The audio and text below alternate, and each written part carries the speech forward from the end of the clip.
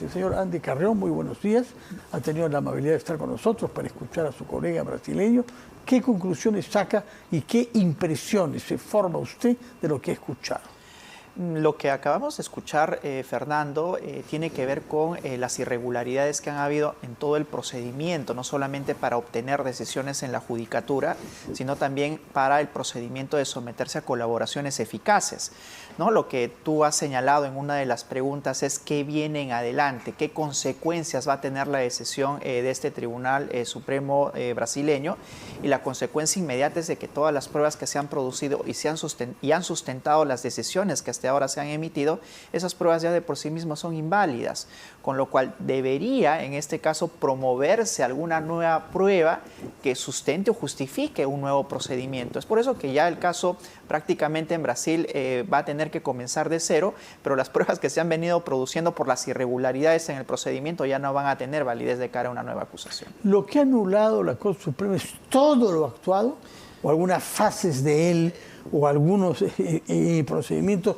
que han incurrido en supuestas ilegalidades? Es importante hacer esa diferencia, Fernando, porque lo que ha señalado ahora la Corte Suprema es anular todos los procesos que se encuentran en curso. Pero tú también puntualizabas de que han habido casos en los cuales el propio Odebrecht reconoció su culpabilidad, y no solamente ellos, sino que se abrieron nuevas investigaciones de las personas a las que delataba, no solamente personas y empresas. Esas hasta el día de hoy, hasta donde entiendo de la resolución, Fernando, siguen incólumes, sino que se han anulado únicamente los procesos que siguen en curso en su contra porque se originaron en pruebas obtenidas de manera irregular.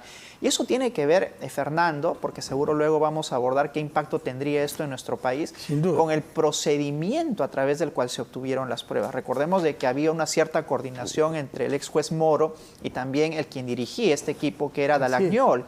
El juez Moro, cuyo destino ulterior conocimos, pasó a la política y pasó a ser ministro del presidente Bolsonaro. Y ese es el problema, Fernando, cuando se saca al caballazo un caso, ¿no? Es decir, sin respetar todos los procedimientos y haciendo coordinaciones entre la Fiscalía y también el Poder Judicial. Las conversaciones que se filtraron posteriormente daban cuenta de ello, ¿no? Una coordinación muy estrecha en la que incluso el juez recomendaba qué tipo de recursos, qué tipo de pruebas debía de presentar quien dirigía en esa ocasión este equipo especial de fiscales, que también tuvo una consecuencia importantísima en el caso de Lula. Tú también lo mencionaste, y ese es el tema por el cual también se anularon los procedimientos en contra de Lula.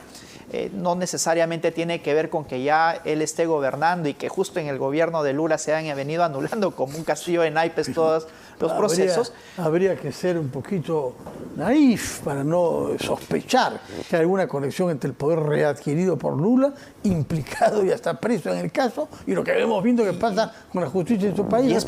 Y es por eso que, para no ser naif, como tú señalas, tendríamos que analizar cuáles son los elementos jurídicos que han promovido ello. Nada obsta que el gobierno de turno pueda amparar algunas decisiones que en su oportunidad se dieron en orden a anular todos los procedimientos. Es evidente que hay cierto apoyo por parte de la política también cuando sus principales implicados vienen siendo investigados por las autoridades de turno. Exactamente, ¿en qué consiste la ilegalidad en el uso de pruebas que no son de acuerdo a la ley, en el caso brasileño? Bueno, por ejemplo, en el caso de Lula da Silva, el hecho de que existan algunas pruebas que han sido interpretadas tendenciosamente por el propio juez. Lo segundo son las coordinaciones que habrían entre una institución que debería de simplemente formar parte de un sistema de acusación y luego coordinando con un juez que debería de más bien resguardar la objetividad dentro de las decisiones. Una coordinación que sea que se orienten las pruebas precisamente para llegar a una decisión y rebasando todos los derechos y además de los recursos que interponía la defensa. Porque si tú ya tienes un juez parcializado,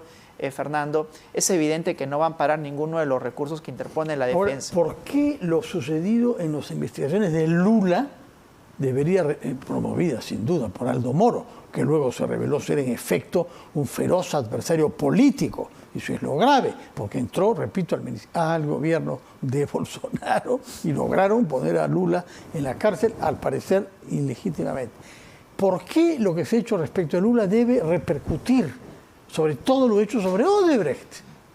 Marcelo Odebrecht, digo. Sí, el problema es, Fernando, de que esta mecánica a través de la cual se produjeron de manera ilegal algunas pruebas también se trasladaron a todos los casos. Hay una especie de árbol del fruto y el fruto contaminado, ¿verdad? Si hay un fruto podrido, pues contamina a todos los demás. Y eso es lo que ha sucedido. Es por ello que no solamente se ha anulado uno u otro caso, porque lo que ha hecho en realidad Odebrecht es sustentar ese pedido en atención a que ya otros casos vinculado a otras personas también involucradas en el caso de Lava Jato, habían sido también anuladas estas investigaciones. Y él dijo, mira, si es que son anuladas las otras investigaciones por palmarias irregularidades advertidas, pues yo también solicito de que mis procesos sean anulados, que es lo que precisamente ahora ha sucedido. ¿Qué consecuencias puede tener esta decisión brasileña para brasileños en el Perú? Yo creo que van a tener sí consecuencias, pero no lapidarias en el entendido de que ya los casos en nuestro país se van a venir abajo y que no vamos a obtener ninguna sentencia condenatoria vinculados a estos casos y sobre todo a la empresa brasileña.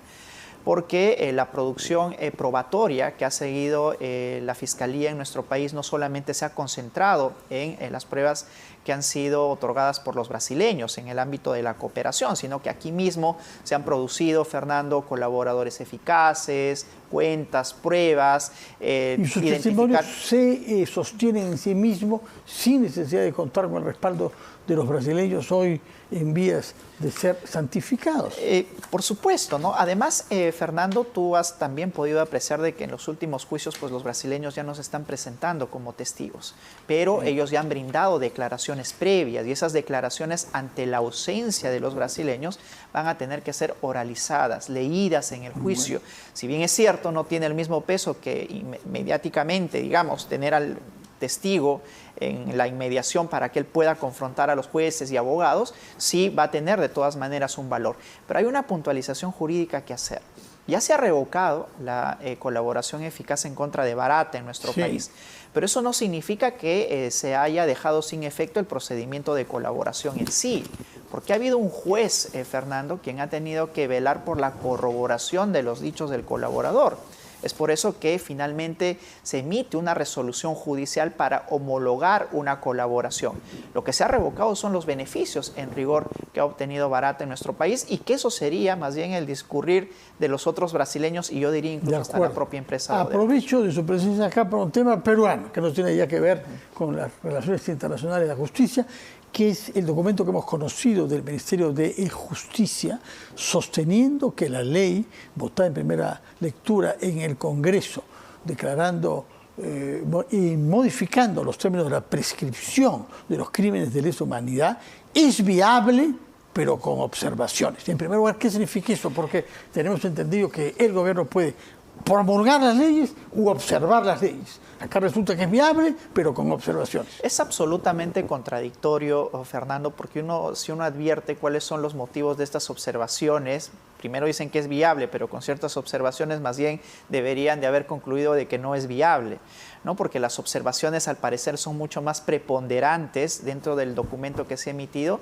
que la propia viabilidad de la norma. Yo creo que aquí hay un problema en rigor que se concentra en los años de entrada en vigencia en nuestro país de estas normas que implican todos los delitos de lesa humanidad, que en rigor debería ser desde el año 2002, pero relativo a la imprescriptibilidad, Fernando, se ha interpretado esto de manera retroactiva. Hechos, por ejemplo, que se han cometido el año 90, 80, o uno de los casos más paradigmáticos, que es el caso Pativilca, cometido el año 1992, si aplicamos los criterios ordinarios de prescripción, pues entonces ya habría prescrito el año 2017 o 2018.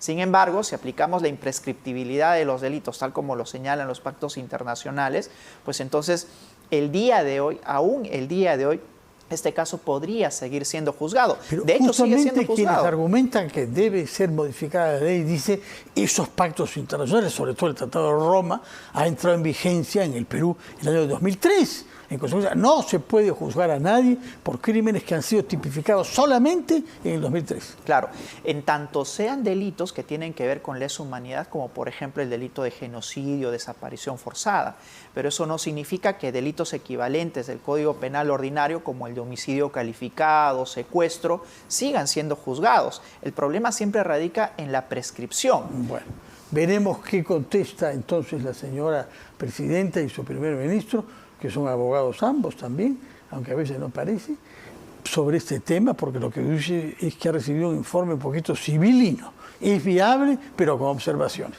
Veremos qué cosa contesta la presidenta Dina Boluarte a este documento que le ha sido llegado por su asesor jurídico, que oficialmente es el ministro de Justicia. Señor Andy Carrión, muchas gracias por su colaboración para entender, descifrar los meandros de la justicia brasileña y también los de la justicia peruana.